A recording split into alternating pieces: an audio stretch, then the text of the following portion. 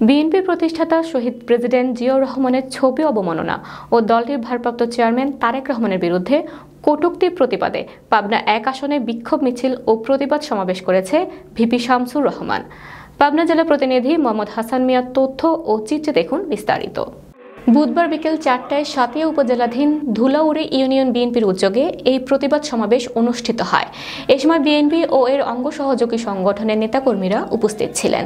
বিক্ষোভ মিছিলটি সাতিয়া থেকে শুরু হয়ে ধুলাউড়ি বাজারে গিয়ে শেষ হয়।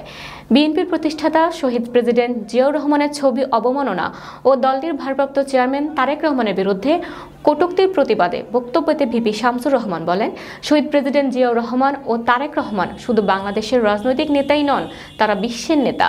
তাদের বিরুদ্ধে কোনো অপপ্রচার হলে দাঁত ভাঙা জবাব দেয়া হবে।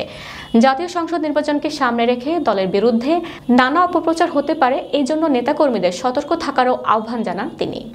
আমাকে বিএনপির ভারপ্রাপ্ত চেয়ারম্যান মহোদয় ডেকে নিয়ে গেছিলেন এবং আমার সাথে সাক্ষাৎ করেছেন। আমাকে শুধু কাজ করতে বলছে, আমি দলকে সুসংগঠিত করার জন্য আগেও যেমন করেছি, এখনো আমি দলকে সুসংগঠিত করার জন্য কাজ করে যাচ্ছি, আপ্রাণ চেষ্টা করছি। এখন সামনে বাংলাদেশ জাতীয়তাবাদী দল বিএনপির বাংলাদেশে গণতান্ত্রিক ধারা অব্যাহত রাখার জন্য ভারতের আধিপত্যবাদের বিরুদ্ধে লড়াই করার জন্য এবং পিন্ডির